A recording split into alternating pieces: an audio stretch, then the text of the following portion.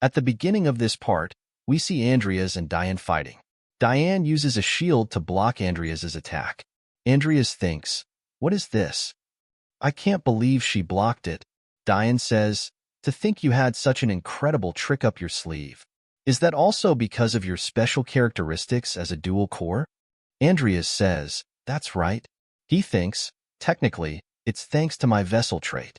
Surely by now some watchers must have realized that my trait isn't an ordinary dual core. The vice president of the tower thinks, "How dare he? He hurt my Diane with the sword I gave him." An old man beside him says, "Using an aura to cast magic, is that even possible?" He replies, "Unless there's no boundary between aura and mana. If the whole body is turned into a mana reservoir, it might be possible." Diane thinks, "I've nearly run out of mana. I probably have 3 big moves left, but I only have to watch out for his weird fire from his sword and close physical attacks. The odds are against me in physical combat, so I must dodge them and land a decisive blow." Andreas asks, "What are you thinking so hard about in the middle of a match?" Diane says, "A way to victory." Andreas says, "Same as me then." Andreas jumps toward her, but she uses some kind of teleportation. He sees her coat about to blow and jumps backward to dodge. She launches another attack called Thunder Cobras. Andreas says, "The thunder element magic won't work on me. You must have forgotten that my strong element is earth." His defenses break, and he thinks, "I messed up. With my magic talent right now, on top of keeping both physical enhancement and fusion magic, I won't be able to use Earth Shield fully." Diane says, "You let your guard down, didn't you, Andreas?" Andreas can't move because of electric magic, and a fire attack is coming toward him. He thinks, "Losing easily like this?" Diane says, "I win." The host announces, "Match over." Diane cleverly pushed Andreas out of the arena. Andreas thinks, "She had enough chances to knock me out, yet she decided to push me out of the arena to guarantee her victory." He smiles, thinking, "Great decision." The host continues, "Diane secured her place as the champion of Rodland Academy's 58th spring tournament. The tournament is over. Diane is first, Andreas is second, and Vivian is third." Andreas thinks, "As a prize for coming second, I was given a full scholarship for my studies, while Diane received a full scholarship and an elixir to increase her mana reserves. Vivian received a scholarship for her final year." Later, in Andreas's room, he says, "It's a bit smaller than Karen's lab, but I think it's usable enough. It offers the same level of security too. This will make it easier for me to do all my undead repairs and look into black magic."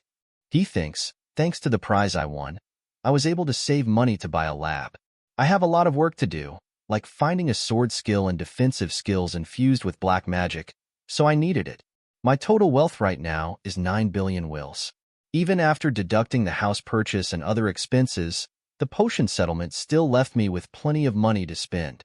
Honestly, I have enough money. I would have rather gotten the mana elixir instead of the scholarship. Of course, thanks to my vessel trait and original sin, my body right now has plenty of mana already. But considering the future, I need to increase my mana as much as possible."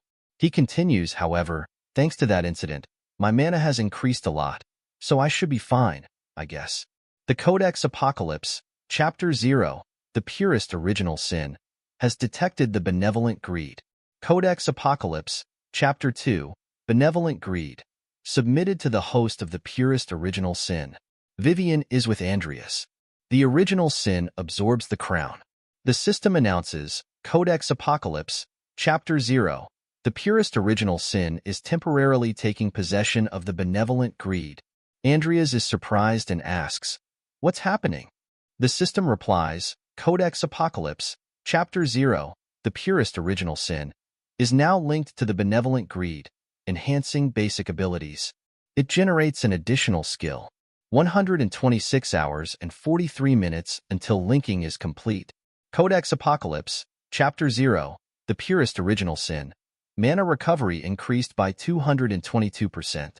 Sloth, greed, and mana sensitivity increased by 77%. Sloth, greed. Special skills can be used once every 6 days. Mana quality increases over time. Mana nature becomes closer to darkness over time. Andreas thinks, with greed synchronized, the amount of mana I can use has increased significantly.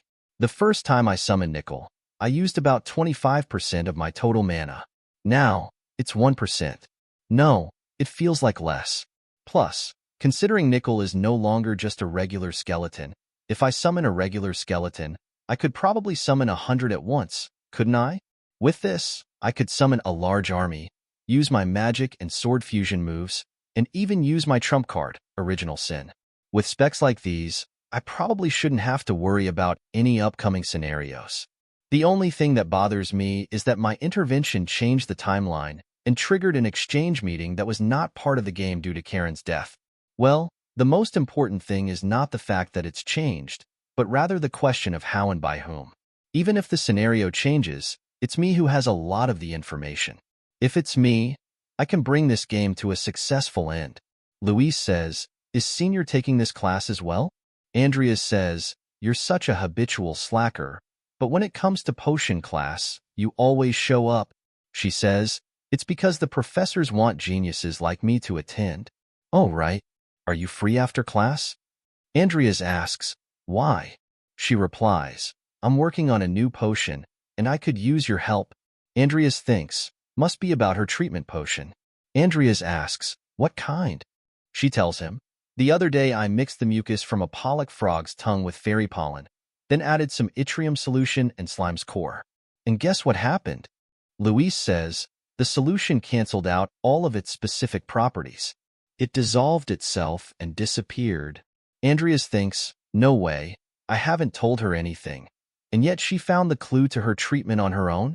Both she and Diane as well. How talented are these playable characters? Luis says, but after that, things didn't go so well, you see. Andreas asks, so? What can I do to help? It's hard for me to make time at the moment, but I'll make time for you later on, I promise. Luis says, even though your cute junior is asking you? Andreas thinks, there's still time to spare because Lucia is determined to survive until her chronic illness gets her. Sorry, but right now there are others who are in more danger. Selena and Chris, playables who have just enrolled and are classmates of Luis.